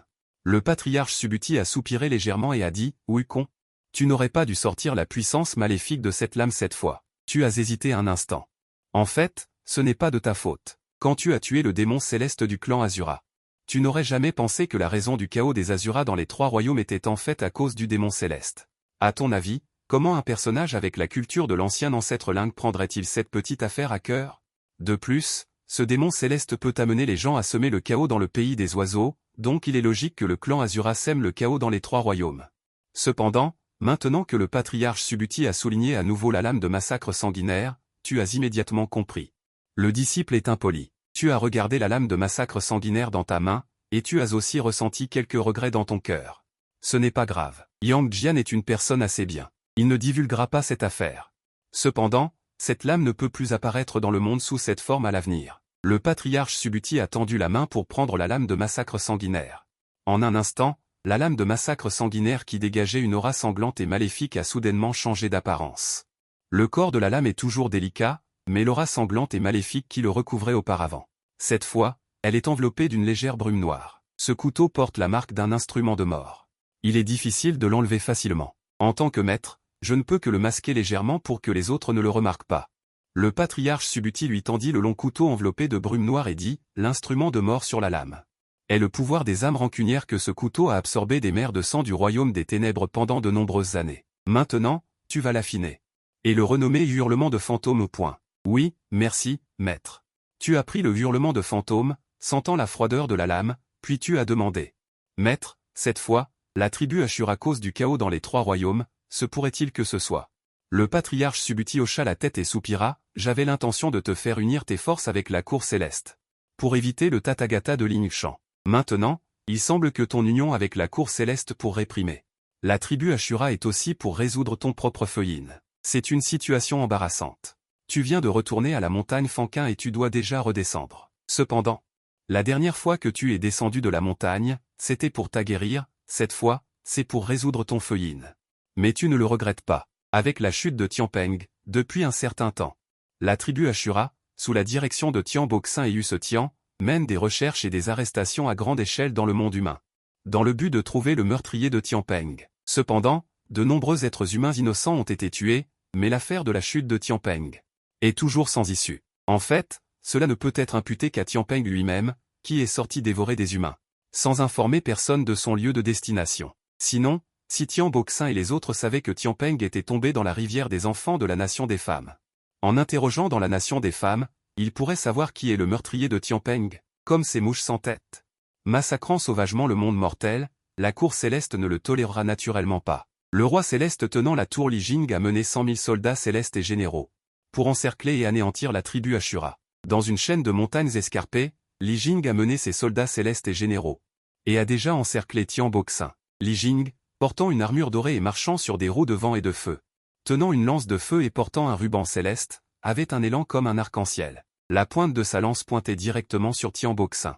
Le visage de Tian Boxin était extrêmement laid, Son corps était couvert d'épines osseuses et il avait un visage bleu et d'écrou.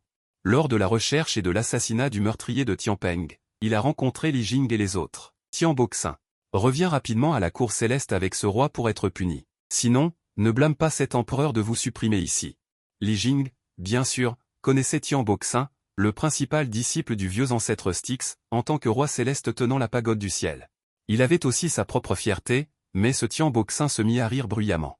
Il ouvrit la bouche et cria fort, risible, impuissant Ashura. Pourquoi devrais-tu obéir aux ordres de ces chiens courants de la cour céleste? Se pourrait-il que tu n'en aies pas assez de jouer le chien? Ces mots ont directement rendu Li Jing furieux. Sans dire un mot, il a directement sorti la pagode du dragon spirituel, enveloppant la tête de Tian Boxin. Cette pagode du dragon spirituel est le seul trésor magique de Li Jing, mais son plus grand rôle est en fait que, à l'époque, Dipankara l'a forgé pour piéger Neuza. Maintenant, vouloir l'utiliser pour faire face à Tian Boxin, c'est impossible. Tian Boxin a regardé la pagode du dragon spirituel qui arrivait en tête, et lui a directement donné un coup de poing. Le son fracassant est tombé, et la puissance pure et puissante du corps physique a directement mis la pagode du dragon spirituel. A été projetée au loin, et Li Jing a également subi des contre-coups à cause de cela, et a ouvert la bouche pour vomir sauvagement du sang. En un seul coup, le roi céleste tenant la pagode du ciel a été grièvement blessé. Neuza, avance et tue ce type. Li Jing, gravement blessé, a immédiatement crié. Le Neuza à côté était un peu réticent, mais avec le mandat céleste sur lui, il ne pouvait que soulever le pistolet à roquette. Et poignarda Tian Boxin avec un pistolet. Cependant, des étincelles ont volé, et on ne sait pas si Neuza n'a pas fait de son mieux. Ou si le corps physique de Tian Boxin était vraiment extrêmement puissant, le coup de feu de Neuza n'a fait qu'allumer une flamme sur le corps de Tian Boxin. Tian Boxin avait un sourire hideux au coin de la bouche et ouvrit la bouche pour rire vers le ciel. Ah! La cour céleste qui domine les 3 royaumes, se pourrait-il qu'elle ne soit que cela, avec sa propre puissance physique puissante, a vaincu Li Jingyan et a explosé. Tian Boxin méprisait de plus en plus la cour céleste dans son cœur. Dans son cœur, le vieux ancêtre Styx est le digne ennemi des 3 royaumes. Si le vieux ancêtre Styx insiste pour ne pas quitter la mer de sang du Nether, on craint que les clans Ashura ne dominent les 3 royaumes entiers. La cour céleste ne se limite pas à cela. Cependant, à ce moment, une légère boisson claire est soudainement venue du ciel. Immédiatement, une ombre noire a survolé, c'était Chang Dao qui était masqué par le maître Subuti, ses yeux regardant dans la direction où le fantôme venait. A crié violemment, a demandé, est un disciple de la montagne Fanquin. Avec le son. Une promenade est venue, et en un clin d'œil, une lumière dorée a clignoté. La silhouette droite et belle est déjà venue sur le champ de bataille, connexion sans couture. Descends de la montagne pour éliminer la tribu Ashura qui trouble les 3 royaumes. Li Tianwang, repens-toi. Tu as fait un geste de salutation vers Li Jing et Neuza, sans accorder la moindre importance à ce patrouilleur Tianbo, car il a déjà découvert que le patrouilleur Tianbo devant lui n'est pas le corps principal. En d'autres termes, c'est une incarnation du patrouilleur Tianbo. Seulement, cette incarnation est différente de l'incarnation de Bouddha rencontrée précédemment. L'incarnation de Bouddha est une culture de l'immortel mystérieux, mais elle est une illusion créée par Bouddha en un seul souffle. Quant à ce patrouilleur Tianbo devant lui, c'est une véritable incarnation extérieure, avec une culture d'immortel d'or taillis. C'est la première fois que tu rencontres un adversaire de ce niveau. Et tu es un peu intimidé. Un expert de la montagne Fanquin. Après ton autodestruction, Mingao. Li Jing a été ému et a regardé vers le champ de bataille. Et ce patrouilleur Tianbo, avec son regard sombre et assoiffé de sang, te fixait également du regard. Au moment où tu es apparu, il avait déjà prononcé ta sentence de mort dans son cœur, puisqu'il doit aussi travailler pour la cour céleste. Alors meurs. Avec un cri sourd, le patrouilleur Tianbo s'est soudainement précipité vers toi. Bien qu'il s'agisse d'une incarnation, la culture d'immortel d'or taillis suffit à lui faire te mépriser. Après tout, il peut voir à travers ta culture d'un seul coup d'œil. Un simple immortel d'or, sois prudent. Le bâton de la mer Pacifique est le patrouilleur Tianbo de la mer de sang du monde souterrain, le chef des 4 généraux démoniaques de la tribu Ashura. Son corps physique est extrêmement puissant. Là-bas, ils ont déjà vu le patrouilleur Tianbo passer soudainement à l'action, et ont immédiatement rappelé à Neuza.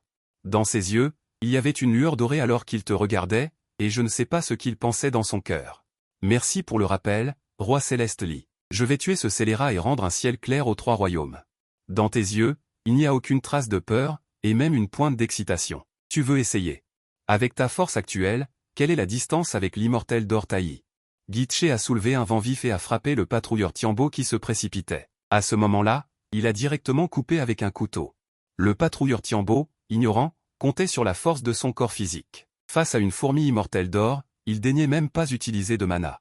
Il a directement exercé une pression avec la force la plus pure de son corps physique. À ce moment-là, un bruit de métal qui s'entrechoque a retenti, des étincelles ont éclaté, et au moment où ton couteau a frappé le corps physique du patrouilleur Tiambo, tu as soudainement retiré ton couteau et, immédiatement après, tu as frappé violemment avec un poing directement sur la poitrine du patrouilleur Tiambo. Ce coup de couteau n'était qu'une feinte. Ce que tu voulais. Il s'agit de tester ma propre cultivation corporelle et de voir la différence avec un immortel doré tailli. Le poing a frappé Tiambo Xin. L'expression de Tiambo Xin s'est figée, puis a affiché de la surprise, cherche la mort.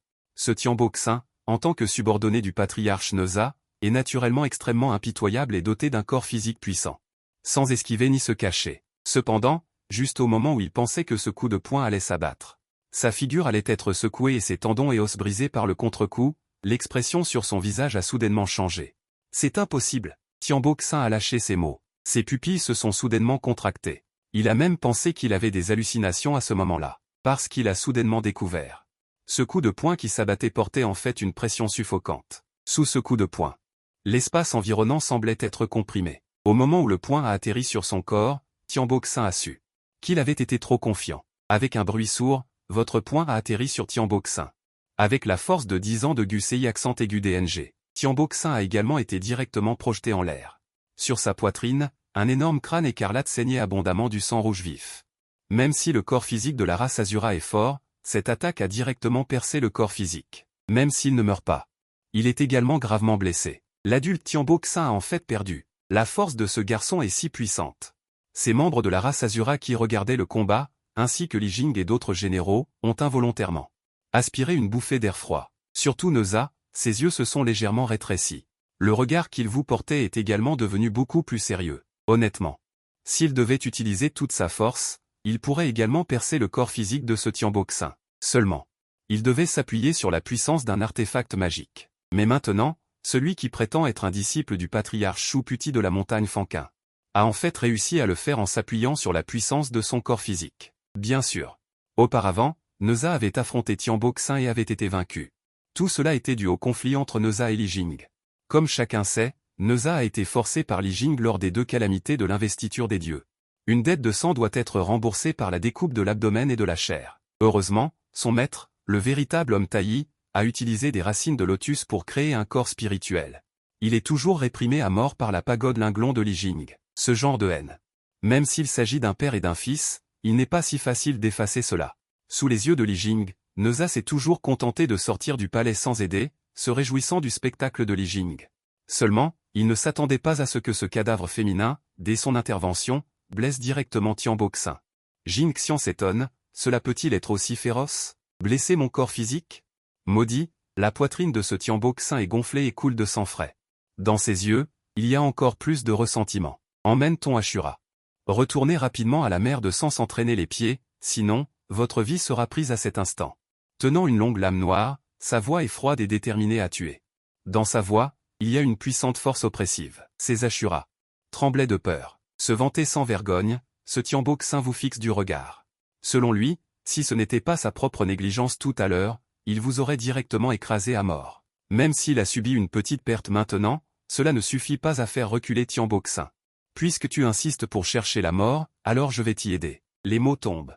Ce Tiambo Xin fait soudainement fonctionner son pouvoir magique. C'est l'un des trésors innés de l'Antiquité.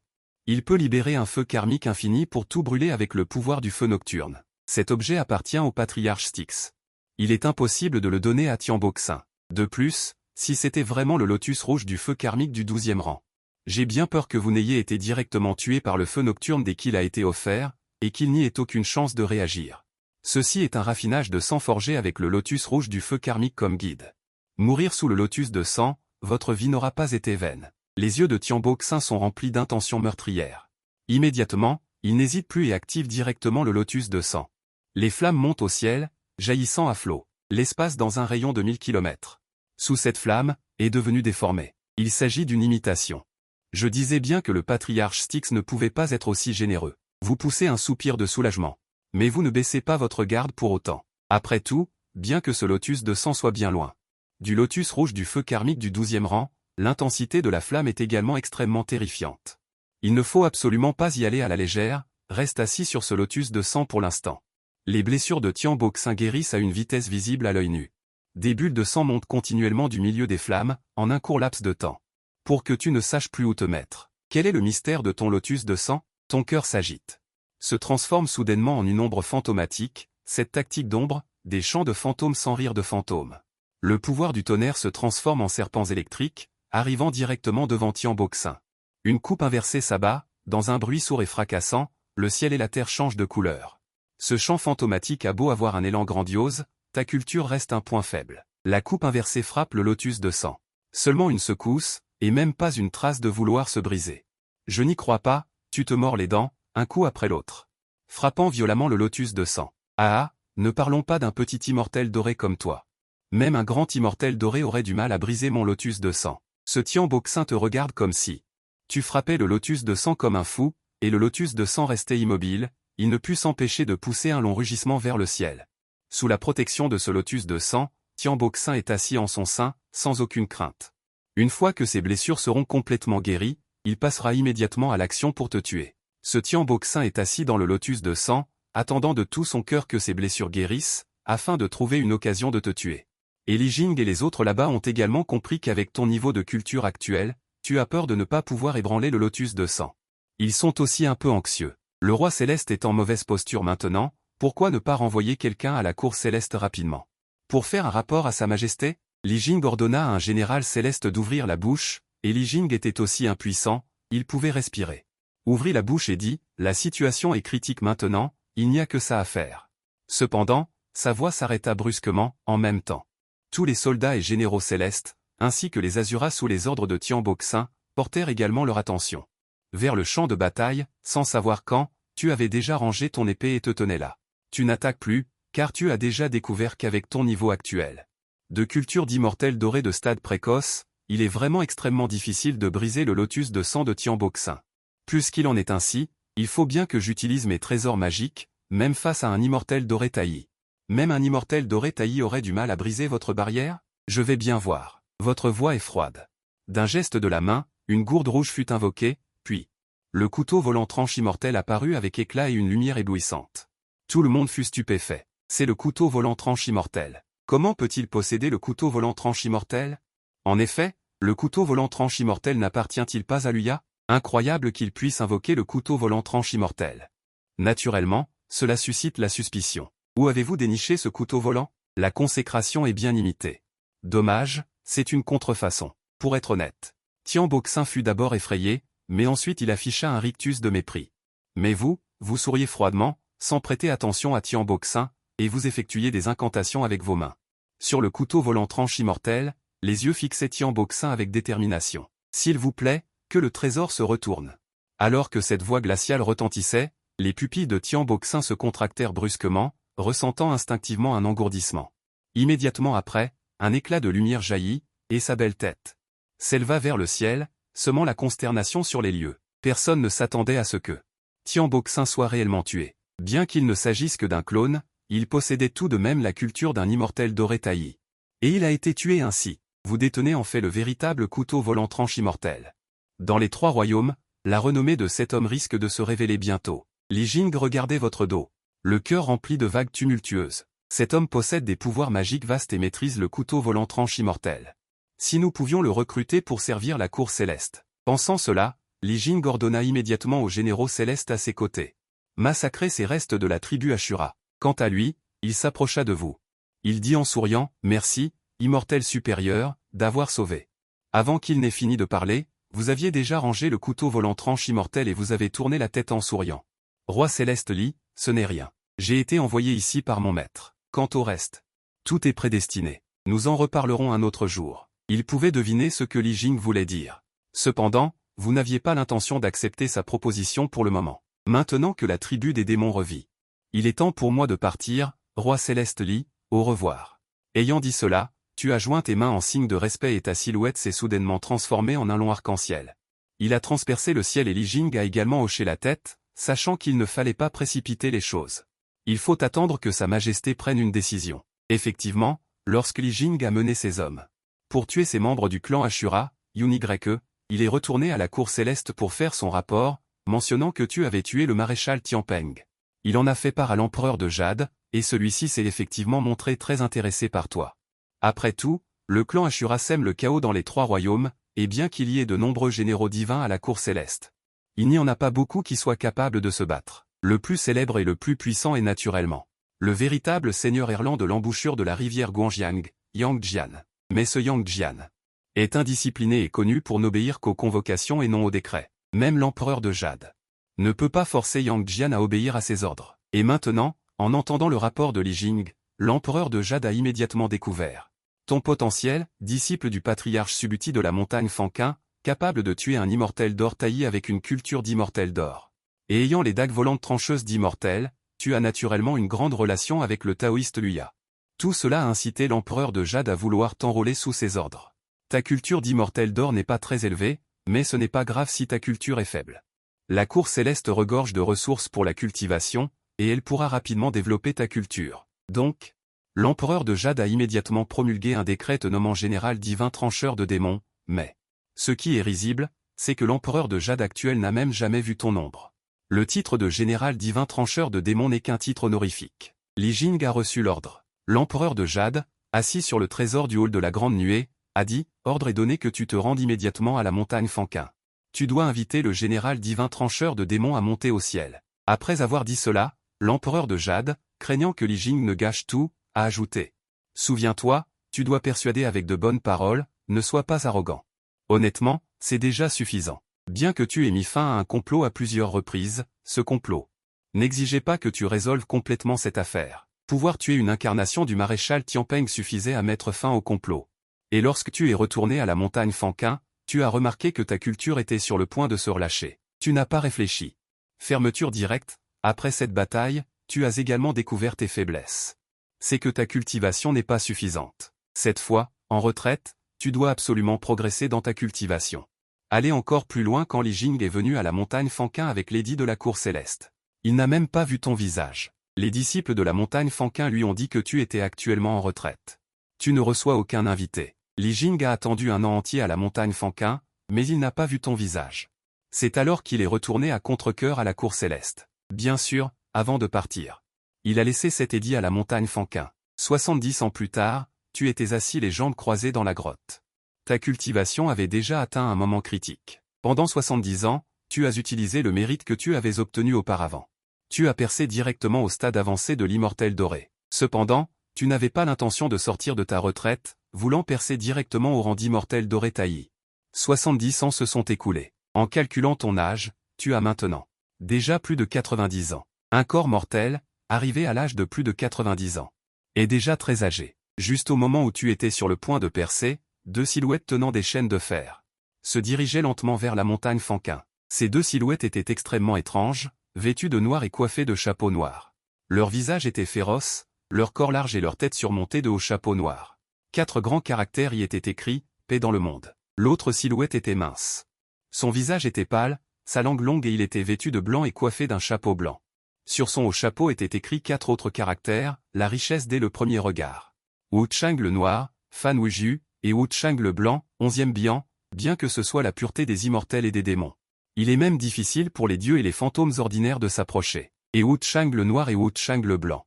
C'était la première fois qu'il fouillait une âme dans un lieu de cultivation d'immortels. Seulement, bien qu'il soit légèrement perplexe, il pouvait clairement sentir que l'âme qu'il devait prendre se trouvait dans cette montagne Fanquin. Les agents de la pègre suivent les règles de la pègre, donc. Même s'ils étaient perplexes, ils ne ressentiraient rien d'étrange et entreraient directement dans la montagne Fanquin. Arrivés à l'arrière de la montagne, Wu Chang le noir et Wu Chang le blanc sont apparus devant toi. Cette personne a un air d'immortalité. Son aura spirituelle est abondante. C'est quand même un immortel, nous sommes-nous trompés? En te regardant, tête d'oiseau, regardez Béhuchan, ce Béhuchan à ce moment-là est aussi complètement abasourdi, mais secoue immédiatement la tête et dit. Peu importe, tous les êtres vivants du monde sont sous la juridiction du royaume souterrain. Même les immortels illuminés, une fois leur date limite atteinte, doivent se réfugier dans le royaume souterrain. Emmène-le. Hui Wuchan hocha la tête et la chaîne de fer dans sa main bougea. Elle s'est directement verrouillée sur ton cou, et à ce moment-là, tu avais naturellement réagi de ta cultivation. Quand tu as rencontré Hui Béhuchan pour la première fois, tu étais un peu perplexe, mais après un moment, il a compris qu'il était un voyageur temporel, et le prédécesseur de ce corps charnel. Était soi-disant un simple roturier de la ville de Bayu, dans le Hezhou de Xinyu, un être médiocre. Il est venu à la montagne de Fanquin pour chercher le Dao. Si je n'avais pas voyagé à travers le temps, on estime que mon prédécesseur serait mort de vieillesse à ce moment-là, et il serait normal que Hib Wuchang vienne chercher son âme. Et maintenant, bien que j'ai voyagé à travers le temps, le corps charnel est toujours ce corps charnel. Ce n'est qu'après avoir mis le pied sur le stade du grand immortel d'or, et avoir condensé son propre corps charnel que l'on peut être considéré comme véritablement libre et à l'aise. Hib Wuchang n'a pas un niveau de cultivation élevé. Si tu voulais te libérer, tu n'aurais même pas besoin de bouger tes mains. Un simple soupir suffirait à les repousser, mais tu y as pensé.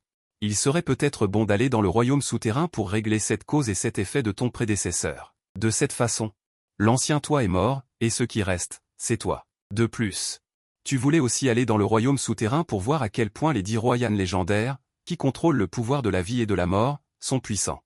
Alors tu as très bien coopéré avec le travail essentiel de Hib Wuchang, au point de presque prendre l'initiative de prendre les chaînes de fer dans les mains des deux et de les mettre sur ta tête de ton propre chef. Et Hib Wuchang était encore plus abasourdi. Combien d'années ont-ils mis en place le processus de capture d'âme? Ils n'avaient jamais vu une coopération aussi bonne.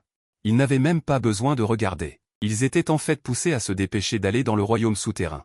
Poussés par toi, Hib Wuchang t'a emmené ici, et tu as découvert que l'air de la mort était dense ici. Il dégageait une énergie yin violente partout. Bien que tu aies eu peur, après un certain temps, tu as déjà traversé la route de la source jaune, sauté par-dessus le pont de l'impuissance et es arrivé dans le grand hall de Sanluo.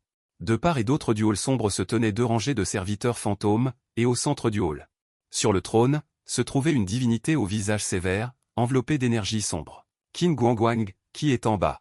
Déclare ton nom. Un claquement retentit soudain, le marteau de cour frappant avec force, la voix solennelle de Qin Guangguang, résonnant instantanément dans tout le hall sombre. Les serviteurs fantômes tremblaient de peur, tandis que toi restais impassible.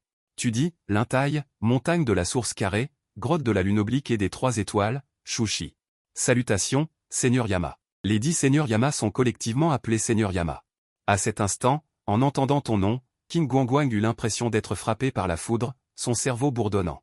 Lintaille, montagne de la source carrée, grotte de la lune oblique et des 3 étoiles. N'est-ce pas le dojo du patriarche Subuti? Presque instantanément, Qin Guangguang comprit grâce à Hib Wuchang. C'était certainement Hib Wuchang qui s'était trompé de personne. Comme s'il avait pensé à quelque chose, Qin Guangguang se leva précipitamment de son trône, s'avança rapidement vers toi et dit à haute voix, « Dépêchez-vous de libérer l'immortel supérieur de ses chaînes. » Les serviteurs fantômes dans le hall étaient tous abasourdis à cet instant. Après tout le monde ne pouvait pas accéder au niveau de la montagne de la source carrée. Tout le monde ne pouvait pas non plus connaître les 10 célestes. La personne en face d'eux était le disciple préféré du patriarche Subuti, le dieu général exterminateur de démons, Shushi, personnellement nommé par l'empereur de Jade. Et toi, regardant Qin Guangguang, avec une expression légèrement respectueuse, tu n'avais pas trop réfléchi. Cependant, puisque Qin Guangguang connaissait déjà ton identité, l'injustice de ton prédécesseur était considérée comme réparée. À partir d'aujourd'hui, il n'y aura qu'une seule personne, Shu. Shu est poli, Shu n'est qu'un cultivateur solitaire. Maintenant qu'il s'agit d'un malentendu, Shu prend congé. L'Angleterre est passée. Qin Guangguang te traitait avec un respect excessif, et tu ne voulais pas vérifier activement la force de ce type, c'était vraiment ennuyeux. Alors tu décides de repartir, et Qin Guangguang, avec un sourire sur son visage, dit « L'immortel supérieur est trop modeste. Si vous vous prétendez cultivateur solitaire, alors dans ce monde, je crains qu'il n'y ait pas d'autre fonction divine ?» Ces mots te laissèrent perplexe. Tu ne savais vraiment pas que tu avais été nommé dieu général exterminateur de démons par la cour céleste. Et juste au moment où tu voulais ouvrir la bouche pour demander ce que cela signifiait, un chant bouddhiste sonore retentit soudain.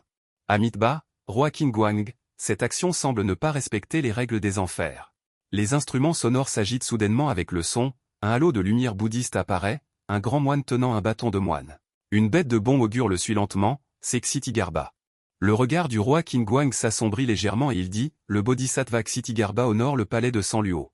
Je me demande pour quelle raison ce bodhisattva Xitigarbha est venu, portant le vœu rouge de la mer de sang, je ne deviendrai pas un Bouddha tant que l'enfer ne sera pas vide. » Et il a toujours gardé les 18 niveaux de l'enfer ces dernières années sans jamais faire un pas dehors, alors pourquoi apparaît-il volontairement maintenant? Et vous, en entendant le roi Qin Guang révéler l'identité de Xitigarbha, votre visage s'assombrit également. Les 10 rois Yama dans ces enfers sont nominalement sous la juridiction de la cour céleste. Mais ces dernières années, ils ont été infiltrés par le bouddhisme, et le pouvoir entre les mains des 10 rois Yama a été considérablement sapé par le bouddhisme, donc les 10 rois Yaman n'apprécient pas beaucoup le Bodhisattva Ksitigarbha. Et vous savez naturellement que celui qui vient n'est pas bon, et celui qui est bon ne vient pas. Ce Ksitigarbha apparaît ici sans raison, je crains qu'il n'y ait rien de bon. Amitabha.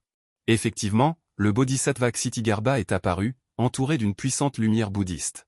Il a alors dissipé l'énergie sombre infinie dans le hall, et le visage du roi Qingguang est devenu encore plus laid. L'action de Ksitigarbha ne perturbera pas l'ordre des enfers. Ksitigarbha, oses-tu dissiper l'énergie sombre des enfers? N'aurais-tu pas peur que ce roi ne te poursuive devant la cour céleste, si vous vous battez vraiment? Le roi Qingguang n'est naturellement pas l'adversaire de Ksitigarbha, il ne peut donc qu'espérer pouvoir utiliser le prestige de la cour céleste pour dissuader Ksitigarbha, mais le Bodhisattva Ksitigarbha n'a même pas fait attention à Qingguang, son regard s'est directement tourné vers vous, et à ce moment-là, vous regardez la lumière bouddhiste autour du Bodhisattva Ksitigarbha, dans votre esprit, vous vous souvenez soudainement. Une voix oubliée depuis longtemps, digne, félicitations à l'hôte pour avoir déclenché une quête secondaire. Le palais de Sanluo des enfers est impliqué, la récompense de la quête est le corps des 10 000 esprits, l'immunité au dharma bouddhiste. Force plus 100. D'habitude, vous ne pouvez que vous connecter chaque jour pour obtenir vos propres attributs. Mais maintenant, dans ces enfers, avec l'apparition du Bodhisattva Ksitigarbha, une tâche système a de nouveau été déclenchée. En parlant de cela, je devrais peut-être remercier le Bodhisattva Ksitigarbha pour cette opportunité. Dans tes yeux, on perçoit une trace d'efficacité basée sur tes transmigrations. Tu as même réussi à synthétiser les déclencheurs des missions de tes parcours depuis le début. Une fois que cela concerne une personne liée à l'ère du voyage vers l'ouest, où il y a une forte probabilité de déclencher des missions secondaires. Bien sûr, ce n'est qu'une probabilité. Maintenant que tu as rencontré le roi Ksitigarbha, le système silencieux depuis des décennies déclenche enfin une nouvelle mission. Active immédiatement le lien avec ton nom. Le système émet immédiatement un son digne. Lien accompli. Récompense, corps des 10 000 fantômes, immunité aux lois bouddhistes. Force augmentée de 100. En réalité, parmi les récompenses, ce qui attire vraiment ton attention, c'est le corps des 10 000 fantômes et l'immunité aux lois bouddhistes. Quant à ces 100 points de force, pour être honnête, après tant d'années de lien, tu commences à les dédaigner. Mais le corps des 10 000 fantômes et l'immunité aux lois bouddhistes sont très utiles. L'immunité aux lois bouddhistes. Comme son nom l'indique, à l'avenir, les sorts bouddhistes, dans une large mesure, n'auront aucun effet sur toi. Et le corps des 10 000 fantômes est là pour condenser ton corps astral. Pour tuer les esprits maléfiques. Amitabha. L'action du roi Qingguang ne semble pas conforme aux règles. Ce roi Ksitigarbha te regarde et dit. La durée de vie de cet homme est terminée, son âme a été ramenée aux enfers. Pourquoi le renvoyer? Sous la lumière de Bouddha, l'énergie yin de tout le palais de Sanluo est presque entièrement dissipée. Le roi Qingguang est furieux, mais il ne peut rien faire. En termes de cultivation, il est naturellement inférieur au roi Ksitigarbha. Et si le nom de la cour céleste ne peut pas maîtriser le roi Ksitigarbha, alors son poste de juge aux enfers est inutile. C'est la situation embarrassante dans laquelle se trouvent les enfers depuis ces milliers d'années. Quant à toi, tu regardes froidement le roi Ksitigarbha et tu railles, les mains du bouddhisme s'étendent si loin. N'avez-vous pas peur de vous casser les griffes? Ce roi Ksitigarbha est clairement venu pour toi. Naturellement, tu ne vas pas être poli. Ce que tu ignores, c'est que ce roi Ksitigarbha obéit en réalité à l'édit du Bouddha Tathagata. Maintenant que l'occasion se présente, il faut naturellement agir pour te retenir. Tout n'est que règlement. Les paroles de Ksitigarbha à peine prononcées, tu laisses échapper un rire froid, puis la longue lame noire s'abat violemment. Ce Bodhisattva Ksitigarbha possède une culture profonde et s'en prend directement à toi, alors tu prends les devants. Naturellement, il n'y a aucune charge psychologique. Le vénérable a dit que tes techniques magiques sont sauvages et illimitées. Il semble que ce ne soit pas faux. Le Bodhisattva Ksitigarbha grogne et déploie soudain une lumière bouddhique suprême. Elle te recouvre de tous côtés. Il a naturellement remarqué la perfidie sur le guisant. Mais il est lui-même un bodhisattva bouddhiste, et la lumière bouddhique exerce une suppression naturelle sur de telles armes divines. La lumière bouddhique est infinie, toutes les lois sont invulnérables, les fantômes et les dieux reculent. Tout le monde souterrain gémit à cause de cette vague de lumière bouddhique du Bodhisattva Ksitigarbha, d'innombrables âmes lésées meurent sous cette lumière bouddhique, tremblant, osant à peine disperser leurs âmes. Et dans le palais de Sanluo, la lumière bouddhique est la plus ardente. Le roi Qingguang dans le palais sent son cœur faire un bond. Puis il est terrifié et repoussé par cette lumière bouddhique, incapable d'exercer la moindre cultivation. Même le roi Qingguang est ainsi, les autres fantômes sont naturellement encore plus misérables, ceux qui sont en première ligne sont les têtes de taureau et les faces de cheval, les fantômes noirs et blancs de l'impermanence, les juges de la vie et de la mort. Même sans avoir le temps de réagir, ils sont directement anéantis dans cette faible lumière bouddhique. Cette vague de lumière bouddhique te recouvre naturellement aussi, Mais tu as juste obtenu l'immunité à la loi bouddhique en t'enregistrant. Cette lumière dorée lui est inutile depuis le début, semant le chaos dans les enfers, tuant partout. Voilà les moines bouddhistes. Tu ricanes et la lame tranche rapidement. Recule. La lame glisse, la lumière dorée de la loi bouddhique est comme du papier mâché. Elle est en fait directement fendue en une fissure. Quoi? Dans le cœur du bodhisattva Ksitigarbha. Il est soudainement surpris. Après tout, tu es le fils de la voyine, et tu dois avoir une peur naturelle de la lumière bouddhique. Mais pourquoi cet enfant peut-il ignorer sa lumière bouddhique? Et même fendre sa lumière bouddhique avec une seule lame? Bien sûr. L'affaire est sérieuse, la lame est déjà arrivée devant lui. Le bodhisattva Ksitigarbha, pris au dépourvu, retire immédiatement la lumière bouddhique et condense une paume géante dorée, attrapant directement le couteau guisant. Entre les deux, au cœur de l'espace extrême, une vague se lève, renversant d'abord tout le sang Luol. Couteau volant trancheur de tête, sortez, tiens bon. Sans la moindre hésitation, il sacrifie directement les couteaux volants trancheurs de tête. Rien que lors de cet échange. Il a déjà compris que sa culture ne peut absolument pas égaler le bodhisattva Ksitigarbha. Après tout, il a l'immunité aux lois bouddhistes, et la paume précipitée du bodhisattva Ksitigarbha l'a repoussé. Si ça continue, j'ai peur que cette affaire ne puisse pas être résolue à l'amiable. Alors, sans hésitation, il sacrifie directement la gourde rouge, les couteaux volants trancheurs de tête bloquant la retraite. Regardant le bodhisattva Ksitigarbha, les couteaux volants trancheurs de tête, comment peux-tu avoir cet objet? Cette fois, le bodhisattva Ksitigarbha est un peu paniqué, après tout. La renommée d'un homme, l'ombre d'un arbre, quelle est la puissance des couteaux volants trancheurs de tête dans les trois mondes? J'ai bien peur que personne ne l'ignore. Pourquoi le Tathagata ne m'a-t-il pas dit que cet enfant possédait les couteaux volants trancheurs de tête? Dans son cœur, Ksitigarbha a reproché au Bouddha Tathagata une phrase, puis n'a pas osé négliger. Il s'est immédiatement retiré. Tu veux partir, puisque tu as déjà sacrifié les couteaux volants trancheurs de tête. De plus, Ksitigarbha est seul. Il ne le laissera naturellement pas partir facilement, moine voleur. Reste. Un rugissement de colère, des griffes de fantômes s'ensuivent. Et ces couteaux volants trancheurs de tête dévoilent également leurs tranchants à ce moment. Honnêtement, à ce moment, le bodhisattva Ksitigarbha est un peu paniqué. Honnêtement, en enfer. Au-dessus de la mer de sang des 18 couches, copier les écritures de sang ne suffirait-il pas? Pourtant, il a dû accepter le décret du Tathagata. D'abord venir te tuer. Maintenant, c'est bon, tu n'as pas réussi à tuer. Te voilà réduit à fuir comme un chien perdu. Mais ce que le Tathagata n'avait pas non plus prévu était de lui avoir révélé l'affaire des couteaux volants trancheurs de tête. De plus, le Tathagata ne pense pas que tes couteaux volants puissent tuer Ksitigarbha. Après tout, ta culture à l'époque n'était que celle d'un immortel mystérieux. En quelques dizaines d'années.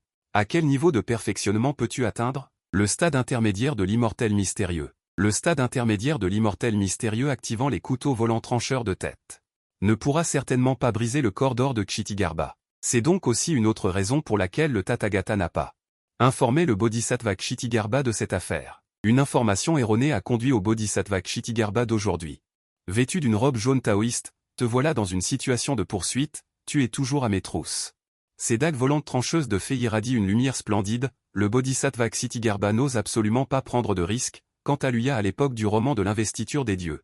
Les dagues volantes trancheuses de fée ont brillé de mille feux, donc dans les trois mondes, à part quelques grandes puissances ayant suffisamment d'assurance. Pour pouvoir résister aux dagues volantes trancheuses de fée, tous ceux qui les rencontrant sont terrifiés, comme par exemple le Tathagata. Il connaissait la puissance réelle des dagues volantes trancheuses de fée, c'est pourquoi il pensait à l'époque, quel dommage. Votre cultivation lui a donné une belle surprise, et ce bodhisattva Ksitigarbha n'a naturellement pas les yeux du Tathagata. Il n'a jamais vu non plus la puissance réelle des dagues volantes trancheuses de fée, car à l'époque où lui a agi. L'éclat des dagues volantes trancheuses de fée a fait que Ksitigarbha a toujours eu peur des dagues volantes trancheuses de fée, maintenant, souviens-toi des dagues volantes trancheuses de fée. Ksitigarbha s'enfuit naturellement immédiatement, mais tu es toujours à ses trousses, ce qui remplit le cœur de Ksitigarbha d'une colère extrême. En descendant aux enfers, les 10 000 fantômes ne l'ont pas senti, la lumière de Bouddha terrifiante. Avec une sorte d'arrogance fanfaronne, mais maintenant le Ksitigarbha qui fuit à poursuite, ressemble à un chien mouillé. Il faut dire que c'est une ironie extrême, cette fois, il a offensé le vieux ancêtre Styx. Maintenant, il ne peut que s'enfuir vers la mer de sang du monde souterrain, Ksitigarbha s'enfuit tout en pensant en secret. Parce que tu le poursuis, il ne peut pas retourner en Occident, alors il ne reste que la mer de sang du monde souterrain. Qui peut le sauver? Après tout, la mer de sang du monde souterrain est le territoire de la race Asura. Et toi, tu as une rancune non négligeable avec la race Asura, tu as tué le fils du vieux ancêtre Styx, le roi céleste.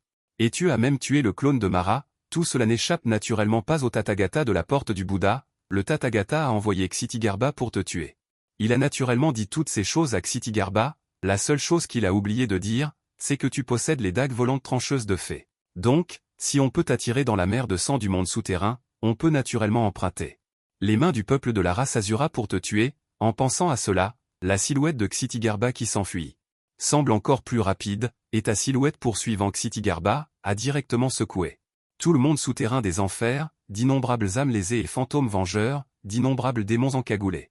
Tous sont abasourdis. Pour Ksitigarbha, ils le connaissent naturellement. Il est assis en permanence dans les 18 enfers, son dharma est profond, et il a une maîtrise naturelle sur les fantômes. Dans le cœur des fantômes, Ksitigarbha est une sorte d'existence invincible. Mais maintenant, sa façon de s'enfuir ressemble à celle d'un chien. Celui qui traque Ksitigarbha doit être un fantôme puissant des 3 royaumes, et c'est aussi à cause de Ksitigarbha. Témoignant constamment aux 18 niveaux de l'enfer, le bouddhisme a depuis longtemps l'intention de s'immiscer dans le monde souterrain, tentant de contrôler la réincarnation. Cela provoque le ressentiment des fantômes du monde souterrain et des esprits vengeurs, donc maintenant, en voyant Ksitigarbha dans une situation désespérée, ils applaudissent tous. Si ce n'était pas à cause de leur faible niveau de cultivation. Peut-être qu'ils se seraient directement précipités pour tuer Ksitigarbha, tout le long, accablés par d'innombrables esprits vengeurs et mauvais fantômes. Ksitigarbha n'ose pas s'arrêter du tout le long, il t'attire vers la mer de sang du Néther, sans crainte. Mais toi, tu n'as aucune crainte et tu poursuis sans relâche. Ah! Espèce de monstre, tu tentes de perturber l'enseignement du bouddhisme, mon Bouddha ne te tolère pas. Maintenant, nous sommes arrivés sur le territoire de la race Ashura, voyons si tu arrives dans la mer de sang du Néther. Ce bodhisattva Ksitigarbha s'arrête soudainement. Il lâche son apparence, mais ses mots ne sont pas encore finis, dans cette mer de sang du Néther pleine de sang. Soudain, elle bouillonne sans cesse, un groupe d'Ashura au visage bleu et au croc, couvert d'épines osseuses, émerge rapidement de la mer de sang et encercle rapidement Ksitigarbha qui a fait irruption dans la mer de sang du Néther. Oser s'introduire dans le territoire des Ashura, quelle audace! Ce Ksitigarbha garde les 18 niveaux de l'enfer, d'une part pour s'emparer de la réincarnation du monde souterrain, d'autre part pour bloquer la race Ashura. Par conséquent, les membres de la race Ashura sont également extrêmement hostiles envers Ksitigarbha. Maintenant qu'ils se rencontrent, il n'y a naturellement pas de bon visage. Et toi, tu as déjà tué des membres de la race Ashura, ton corps est taché du sang de la race Ashura.